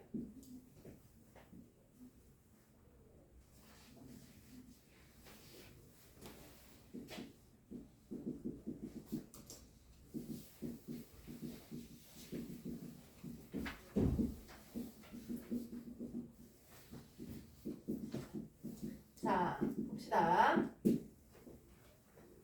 세 번째, 공유결합 물질. 자, 이거는 비금속 원소들끼리 결합하면 공유결합이에요. 자, 근데요, 이게 좀 어려워요. 비금속 중에 원자성 공유결합과 분자성 공유결합로 나뉩니다. 자, 분자라는 건 앞에서 제가 분자량 얘기할 때도 겁나 까칠하게 물었어요. 아, 분자라는 표현 아무렇게 쓰면 안 돼. 이렇게 얘기했었거든요. 자, 조건이 뭐였어요? 비금속 원소로 돼 있고 독립된 알갱이일 걸. 앞에 필기 있으신 분들 한번 찾아보시면 되는데 분자를 형성하지 않는 것. 그래서 제가 세 종류를 써드렸어요. 금속 원소만으로 이루어진 거. 금속 플러스 비금속인 이온결합 물질. 그리고 원자성 물질인 다이아, 흑연, 석연을 얘기해요. 그럼 결국은 얘가 분자고요. 나머진 분자가 아니란 뜻이에요. 걔들의 특징이 뭐지? 다닥, 따닥 붙어있는 이라 그랬어요. 그지? 그래서 얘 얘기해드렸어요. 다이아. 하나의 탄소가 또 다른 탄소 4개랑 공유를 하는데 이 탄소가 또 공유해. 이 탄소가 또 공유해. 자, 이래서 파트너가 누군지 알 수 있다 없다? 없다. 이런 그물 구조를 원자성 공유결합 물질이라고 부른다. 자, 근데 분자는 H와 Cl 사이에는 결합이 존재하지만 또 다른 H와 Cl 사이에 분자 사이에는 결합 따위 없어요. 독립돼 있어요. 이렇게 했죠. 자, 그럼 얘들은 쉽게 떨어져요. 인 거야. 자, 한 패거리를 얘기하자면 얘네 셋이 패거리야. 자, 얘들의 특징은 뭐야? 헤어지려면 팔 자르고 나가야 돼. 이게 무슨 결합했잖아. 그치? 자, 그럼 녹으려면 결합을 끊어야 돼. 얼마나 있느냐? 사람으로 얘기하면 팔 자르고 나간다는 뜻이에요. 근데 자, 만약에 너랑 나랑 겁나 친해. 근데 독립된 개체야. 자, 우리 헤어져. 팔 잘라. 이래? 아니, 그죠? 자, 이거가 분자의 개념. 무슨 얘기인지 이해가세요? 그러니까 완전히 다른 개념이에요. 자, 그래서 얘랑은 알아보는 게 쉽지가 않겠다. 쟤는 금속 원소냐, 금속 플러스 비금속이냐 이러면 되는데 비금속끼리 돼 있는 것 중에 얘냐는 사실 쉽지가 않아요. 그래서 기타에다 뭘 쓸 거냐면 이거 종류를 쓰세요. 원자성 공유결합 물질은 고등 과정에서 3개밖에 언급이 안 돼요. 자, 다이아, 탄소죠. 흑연, 탄소예요. 석연, SiO2. 자, 요 3개만 원자성이다. 그리고 나머지 다 분자다. 이러시면 돼요. 분자의 종류 너무 많아요. 그래서 비금속 원소끼리 결합했다. 기본은 분자일 가능성이 되게 높아요. 근데 다이아, 흑연, 석연이야? 그럼 걔는 원자성 물질. 그죠? 자, 그럼 둘의 차이는 뭐냐?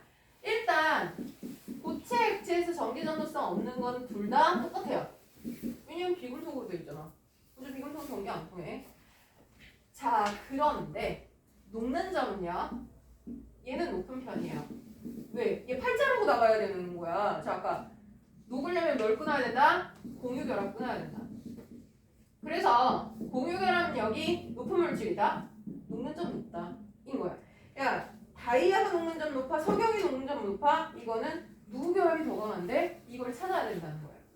그럼 공유결합력은 어떻게 비교해? 이것도 전화량이랑 획관거리야? 아니, 얘는 예측을 못해요. 얘는 그냥 조사한다. 표를 조사해야 돼. 직접 측정해보는 거야. 그 말고는 비교 못해? 못해. 자, 우리 공유결합이라는 게요. 전자쌍을 같이 가지는 거기 때문에 한 쌍 공유할 수도 있지만 두 쌍 공유할 수도 있다 그랬고 최대 3쌍까지 공유 가능하다 그랬어요. 그럼 선생님 단일 결합보다는 이중 결합보다는 3중이 강한 거 아니야? 그러면 꼭 그렇진 않아. 왜냐면은 그게 원자의 크기가 또 얼마냐 이게 중요해. 수소 같은 경우에 크기 되게 작잖아요. 그러니까 지들끼리 겁나 바짝 붙어 있거든요. 그러면 산소는 걔보다 크기가 크단 말이야. 근데 두 쌍을 공유했어. 누가 더 세? 비슷해. 그러니까 그냥 단순 비교는 못 하는 거예요. 그래서 얘는 야 공유결합 누가 세? 자료 찾아봐. 이렇게 되는 거예요. 절대로 비교하면 못합니다. 얘는. 자 그래서 조사하는 거고 얘는 녹는 점 끓는 점 낮은 편이에요. 자 여기서 제발 오해하지 마는 거. 그거는 분자의 공유결합이 약한 거잖아요. 자 분자에서도 공유결합은 분자 내에 요걸 얘기하는 거예요. 이거 겁나 세요. 얘만큼 세요. 이거 끊는 거 쉽지 않아. 근데 녹는 건 여기 사이 결합을 끊는 게 아니라 그냥 독립된 입자 사이의 인력을 끊는 거일 뿐이에요. 그래서 얘는 결합력과 녹는 점이 관련이 없어요. 얘가 녹는 점이 낮다고 해서 결합이 약하다. 이런 결론을 절대 낼 수 없는 거예요. 자, 이는 결합력과 녹는 점이 아무 관련이 없습니다. 그럼 뭐에 의해서 달라지냐? 분자가 인력에 의해서 결정이 된다라는 거예요. 그럼 분자 간 인력은 누가 더 센지 작은지 어떻게 알아요? 그거가 단원으로 2개짜리예요. 자, 뒤에서 할 거예요. 자, 다만 지금은 쟤네 셋은 결합을 끊는 거구나. 얘는 그거보다 쉬운 인력을 끊는 거구나. 얘가 무조건 낮아가 되는 거야. 그래서 여러분들한테 자 물에 녹는 점 끓는 점은 높은 편이야? 라고 하면 혼동이 옵니다. 아까 녹는 점 높은 편 고체 물어봤는데 그지? 근데 물은 대부분의 책에서 뭐라고 나와? 녹는 점 끓는 점이 높은 편이라고 나오잖아요. 그죠? 그러면 선생님 누가 틀린 거예요? 자, 그 책들 잘 보면요. 여러분들은 그냥 지나친 전제 조건이 있어요. 분자량이 비슷한이라는 조건이 반드시 붙어요. 분자량이 비슷한 무슨 뜻이야? 분자들 중에 걔가 높다는 거예요. 그죠? 이 세상의 모든 물질들 다 깔아놓고 물이 높니? 그럼 높예요. 왜? 적어도 높은 애들이 이렇게 세 종류나 있는걸? 그죠? 자, 근데 물은 분자들 중에는 높은 편이니? 그죠? 자, 근데 그냥 높은 편이니? 그쵸? 아니잖요. 그럼 아니? 이렇게 되는 거야. 무슨 차이인지 이해 가세요? 자, 의심되면 가서 찾아봐. 자, 그 조건 없이 물에 끓는 점은 높은 편이다. 이러면 그게 틀린 문장이야. 자, 그러면 얘는 힘을 가할 때 엔간해서 잘 안 부서지고요. 얘는 손만 대도 부서집니다. 이게 차이예요. 자, 그리고 전기 전도성에서 사실은 살짝 고급 문제를 얘기를 하자면 여기서는 흑연이 전기 전도성이 예외예요. 비금속인데 전기가 통해요. 이유는 산소가 원자과 전자 4개거든요. 그래서 4쌍이 공유를 해야 돼요. 근데 저 흑연이라는 애는 육각 판구조를 가지고 있어요. 이렇게 생겼어요. 그러면 각 꼭지점에 산소가 들어가거든. 결합을 각 탄소가 3개밖에 안 해요. 그러면 결합에 참여하지 않은 전자들이 남아있어요. 이게 이렇게. 그죠? 그 상태에서 플러스와 마이너스의 전이차가 생기면 이 전자들이 플러스 쪽으로 움직여요. 그래서 전기가 통합니다. 여러분들 시합 보시면 전극에 연결하면 타요. 전기가 통하기 때문에. 자, 그리고 공유결합 물질 중에 분자성 물질은요. 고체, 액체, 수용액에서 전기 다 안 통해요. 그런데 전해질이라는 애는 수용액에서 예외입니다. 자, 전해질은 예외다. 이게 누군데? 그러면 여러분들이 알고 계시는 산염기가 예외예요. 염산, 황산, 질산. 염산 HCl이잖아. 그러면 걔 고체를 만들기도 어렵지만 전기 통하니? 아니. 액체에서 통하니? 아니. 근데 물에 넣으면 통해요. 그러니까 물과 섞이면 이온을 형성하는 독특한 성질을 가진 애들이 있어요. 그런 애들이 여러분들이 알고 있는 뭐 염산, 황산, 질산, 암모니아. 자, 이런 애들은 물에 넣으면 전기가 통해요. 특이한 애들인 겁니다. 자, 그러면 이 표를 가지고 여러분들이 눈으로 비교를 하시라는 거예요. 어떤 물질에 대한 특성을 얘기하고 있는데 어리바리 아까 그 얘기 아니었지 않나? 이러시면 안 돼요. 내가 어떤 물질의 특징을 얘기하고 있을 때 정신 똑띠 차리고 지금 이온 얘기하는 거야? 원자 얘기하는 거야? 분자 얘기하는 거야? 이거를 생각하고 여기에 같이 얘기가 들어가야 된다. 내가 막 여기서 야 분자성 물질의 녹는 점이 막 얘기하고 있는데 선생님 근데 걔 결합도 약한데 왜 녹는 점이 높지? 뭐 이렇게 가면 안 되는 거야. 그치? 자 그러니까 얘네들은 다 다른 묶음이에요. 그들 중에 뭐 어쩌고저쩌고 이 얘기를 할 거란 말이야. 무슨 얘기인지 이해 가시죠? 자 그러면 이거에 관한 얘기가 3단원 전반에 깔릴 건데 사실은요 여기는 여기 써있는 게 다야. 내용이 이거 내용에 한 5% 더 들어가는 거 있어. 근데 얘들은 진짜 까다로워요. 자 뭐가 까다롭냐? 일단 첫 번째 얘는 어차피 원자들끼리만 결합하니까 뭐 몇 대 몇으로 결합해요 그런 거 없어요. 그냥 나트륨 한 종류, 마그네슘 한 종류 이렇게 결합해요. 자 이온 결합 물질은요 결합 비율이 정해져 있어요. 1 플러스 1 마이너스 1대 1이고요. 뭐 만약에 CA2 플러스랑 CL1 마이너스다 그러면 CA 하나 CL 두 개 결합해야 돼. 이거 첫날 했잖아. 결합이 이미 정해져 있는 비율이. 그지? 자 근데 얘가 문제야. 자 얘는요 8점자를 만족할 수만 있으면 어떤 결합이든 허용을 해요. 예를 들어 산소 생각해 볼게요. 산소는 16족이에요. 체외각의 전자가 6개이네요. 그럼 8개를 맞추기 위해서는요. 수소를 2놈 데려와서 야, 너 나랑 쉐어할래?가 돼요. 그럼 얘 주변에 전자 2개, 얘 주변에 2개, 어차피 껍질 하나니까 2개면 충분해. 자, 그리고 산소 주변에 전자 8개. 이러면 만족스럽죠? 그래서 안정한 화합물인 H2O를 만들어요. 이게 물이잖아. 그지? 자, 그런데 똑같은 수소와 산소가 결합함에도 불구하고 산소가 이번에는 또 다른 산소를 꼬시는 거야. 야, 너 산소 일로 와봐. 세모짜리도 원자과 전자가 6개가 있겠죠? 둘이 결합을 해. 이 상태에서 끝에 수소랑 또 결합을 해요. 이렇게 되면 H 나름 만족해. 자, 여기 산소 괴하나. 여기 산소 괴하나. H 2개, 산소 2개. 이것도 가능해. 그럼 똑같이 수소랑 산소인데 얘는 2대1 결합했고요. 얘는 2대2, 1대1 결합이에요. 둘 다 가능하고요. 둘 다 존재하는 화합물이에요. 그러니까 환장하겠네. 종류가 많아지네가 되는 거야. 게다가요. 공유를 하는 데 있어서 자 이렇게 한 쌍만 공유 가능하냐? 아니야. 자 이놈의 산소가 H2, H2O2도 만들 수 있지만 뭐 여의치가 않아. 수소가 없어. 그럼 뭘 하냐면 이렇게 공유를 했어. 자 얘 주변에 7개밖에 안 돼. 얘도 7개밖에 안 돼. 그럼 어떻게? 포기해? 아니? 야 너 하나 더 갖고 와. 이렇게 돼요. 너랑 나랑 두 쌍 공유하지 않을래? 이러면 이런 젠장 돼. 이게 니네 숨쉬고 사는 O2의 정체란 말이에요. 자 이거 몇 쌍까지 가능하냐? 최대 3쌍까지 가능해.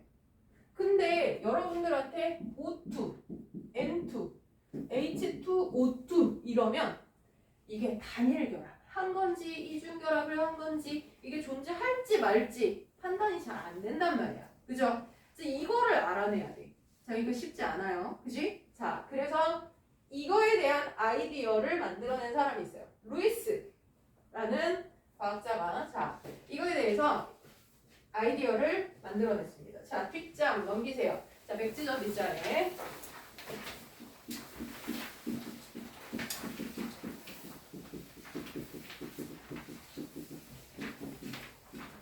자 루이스 전자동식을 그리는 방법입니다. 루이스 전자동식이 뭐냐면 원자과 전자를 점으로 표현해서 공유 결합에 대한 정보를 얻고자 하는 방식입니다. 자, 제가 지금 이미 사용했어요.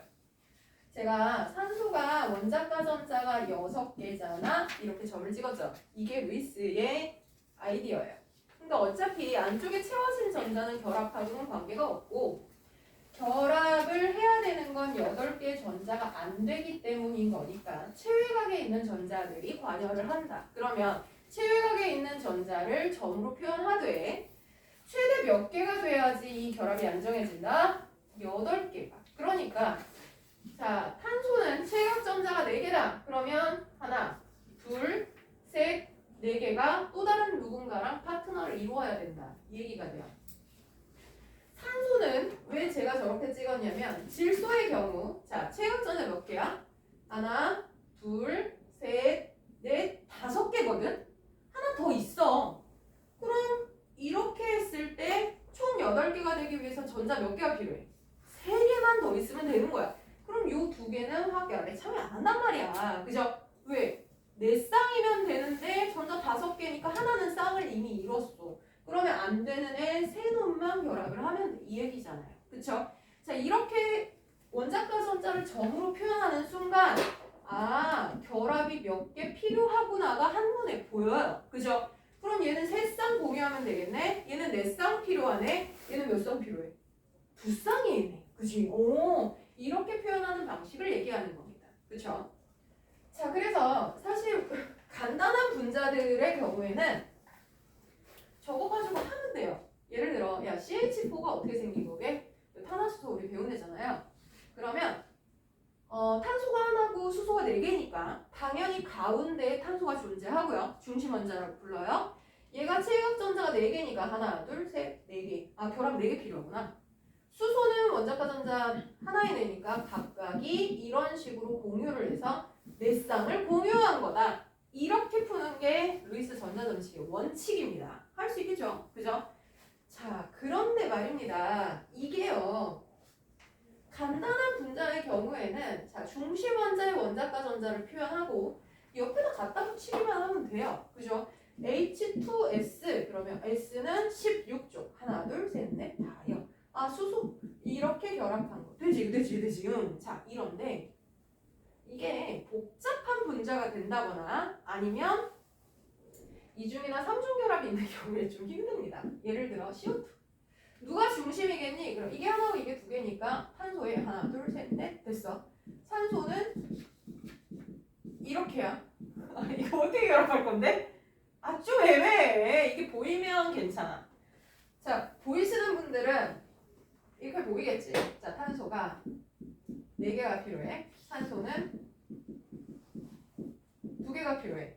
그러면 2개? 야, 너 2개 갖고 와. 난 2개 갖고 올게. 이거야.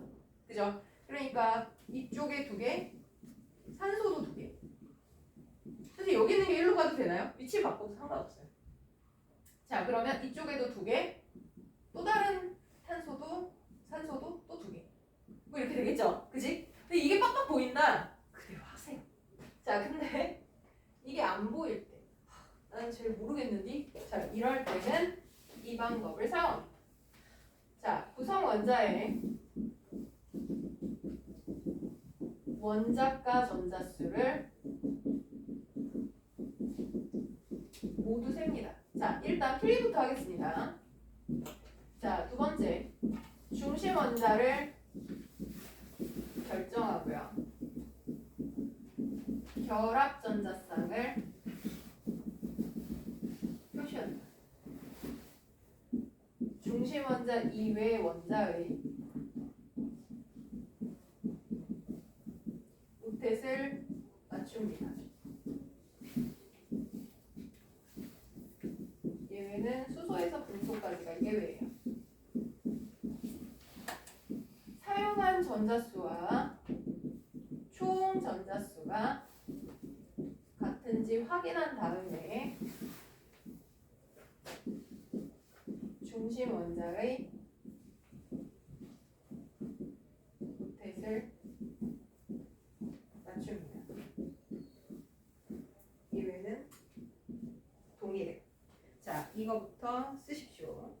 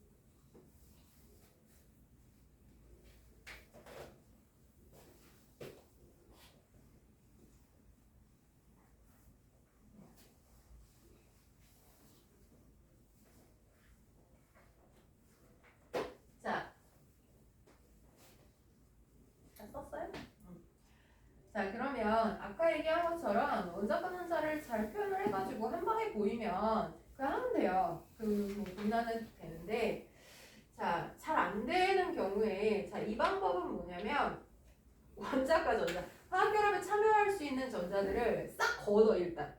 그런 다음에 재분배한다라고 생각하는 거죠. 잘 모르겠을 때 사용하는 방법이에요. 자, 예를 들어 BH2다. 자, 이러면 갑니다.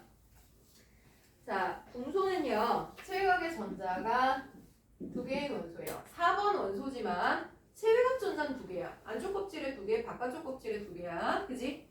자, 그리고 수소는요. 원자과 전자 하나짜리인데 입자가 두 개 있잖아요. 그러면 총 전자가 4개짜리예요. 그러면 자, 이게 이제 원자과 전자를 셌다는 의미예요. 두 번째. 중심 원자를 결정해라. 이건 뭐 고민 안 해도 됩니다. 자, B가 하나고 H가 두 개잖아요. 그러면 대부분의 화학결합은요. 원소 하나를 두고 둘러싸면서 결합을 합니다. 대칭형을 좀 더 선호하긴 하거든요.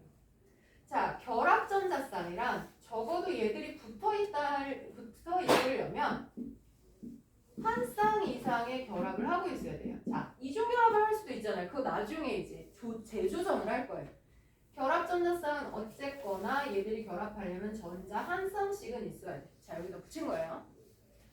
그 다음에 중심원소 이외의 원자의 오택을 맞춘다. 자, 이거 이외에 오택이라는 말은 원소 주변에 전자가 8개 있어야 돼 라는 건데 예외가 있어요. 수소에서부터 붕소까지. 수소, 헬륨, 리튬, 베릴륨, 붕소까지는요.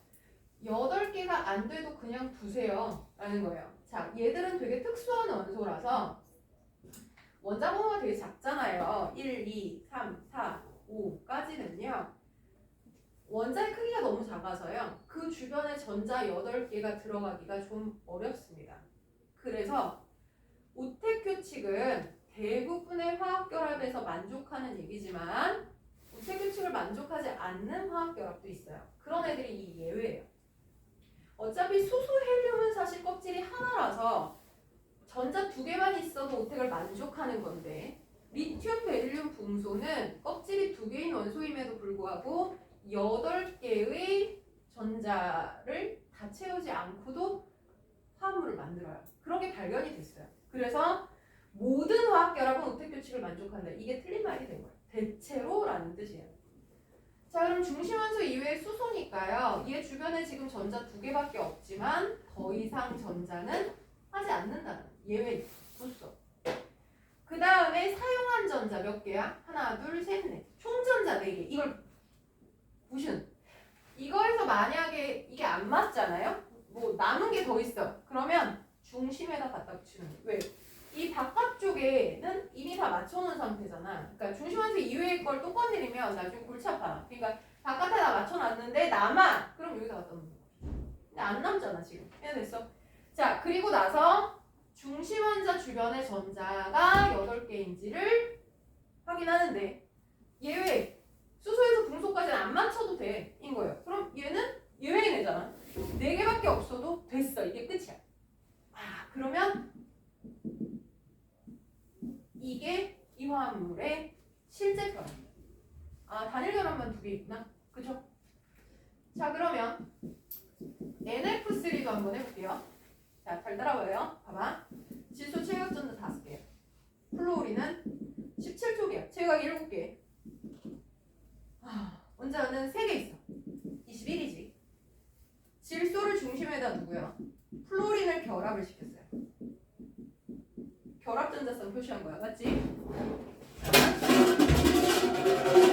자, 그리고 나서 중심 원자 이외의 오택을 맞출 건데 얘는 이제 예외가 아니야. 예외 아닌 애들은 어떻게 하냐? 여기다 다 넣어. 하나, 둘, 셋, 넷, 다여, 7, 8.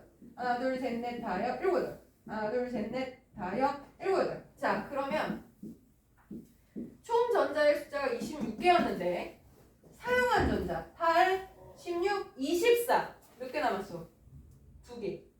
남은 거 어디다가? 바깥은 다 안 맞췄으니까 중심에다 갖다 붙여요. 그리고 나서 중심에 오택이 맞니? 맞네. 그러나 밝혔어. 질소에 플로린 이렇게 3개가 단일 결합을 한 거고요. 결합은 안 한 이렇게 쥐들끼리 있는 얘를 비공유 전자쌍 이렇게 불러요. 비공유 전자쌍이 총 10쌍이 존재해요. 얘가 실제 얘의 구조예요. 보이시죠? 되세요? 자, 여기까지는 자동으로 맞은 거야. 자, 지금부터 조금 어려워. 아까 안 됐던 얘. 산소가요. 체각전자 4개죠. 산소는 6개씩 2개예요. 총 몇 개? 12, 4, 16이에요. 그쵸? 중심원소하고 결합전자쌍. 맞지? 자, 그 다음이 누구였냐면 중심원소 이외의 우택을 맞추는 건데 얘는 예외가 아니니까 8개가 되도록 전자를 다 나눠줍니다. 했어. 자, 그 다음에 사용한 전자 세봐. 16. 총 전자 16. 똑같네. 그쵸? 더 이상 얘한테 줄 거 없어. 자, 근데 봐요. 지금부터 어려워요. 아까는 자동으로 맞았거든 이렇게 했더니. 자, 근데 하나, 둘, 셋, 4개밖에 없어. 중심원소에. 근데 예외도 아니야. 더 쓸 수 있는 전자도 없어. 그럼 이렇게 어떻게 하냐? 재활용. 재활용은 무슨 뜻이냐면 여기 혼자 가지고 있는 전자는 하나씩 가져오지 않아. 한 덩어리를 갖고 와요. 쌍으로. 여기에다가 자 보면 이걸 1로 빼서 가잖아요. 그럼 얘가 모질라져. 8개가 안 되잖아. 그럼 어떻게? 이 사이에 낑겨 넣는 거야. 자 그러면 무슨 일이 일어나나 봐봐. 여기 있었던 전자가 요 사이로 낑겨 들어감에 의해서 여기 주변에 4개였거든요. 근데 산소 주변에 6개로 늘어요. 아, 그럼 산소 주변에 없어졌어? 아니야, 8개 그대로야. 근데 아직은 모질라져. 6개밖에 안 돼. 그럼 어떻게? 하나 더 갖고 와. 될 때까지. 8개 전자가 될 때까지 하는 거야. 자, 이거 하나 더 갖고 와. 그러면 이쪽도 2쌍, 이쪽도 2쌍. 그러면 얘 주변에 8개 맞아? 응. 얘 주변에 8개 맞아? 얘 주변에 8개 맞아? 자, 내가 루이스 전자점식을 제대로 그렸는지를 확인하려면 이렇게 처음에 시작할 때 사용한 총 전자 그리고 사용한 전자 일치해야 돼요. 그리고 예외가 아닌 한 모든 원소 주변에 8개의 전자가 존재하면 나 제대로 그렸구나 가 되는 거예요. 이렇게 이 방법을 사용하면 자 화학식만 줘도 얘가 이중결합이 있는지 단일결합이 있는지 몇 쌍이 있는지 확인이 가능하단 말이에요. 이해가세요? 조금 어려운 테크닉이야. 자 그래서 여러분들한테 숙제를 내겠습니다. 이거는 이 방법대로 여러분들이 풀어보세요 라고 하는 겁니다.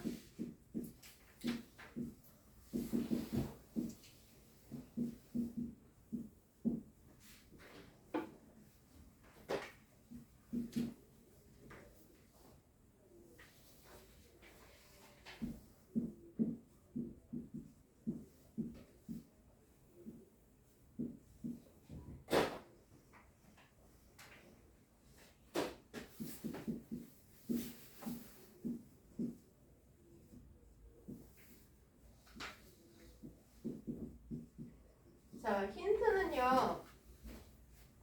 탄소가 있는 물질은요. 무조건 탄소가 중심 원소입니다.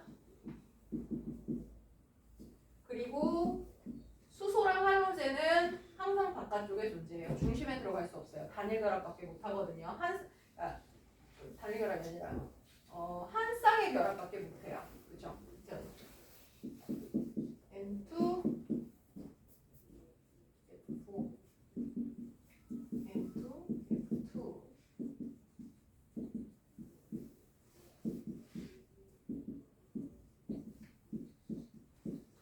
자 여기까지를 여러분들이 그 종이에 내지는 칸이 부족하시면 백지 하나 포함해서 자 그려와 보세요. 자 그러면 다음 시간 시작할 때 제가 요거 제대로 그릴 수 있는지를 체킹하고 나서 쭉 가도록 할게요.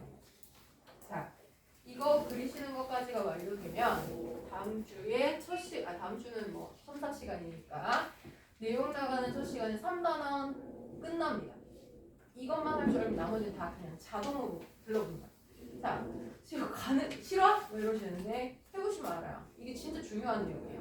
자, 그래서 여기까지를 여러분들이 복습하시는 걸 숙제로 낼게요. 자, 오늘 수고하셨고요. 다음 주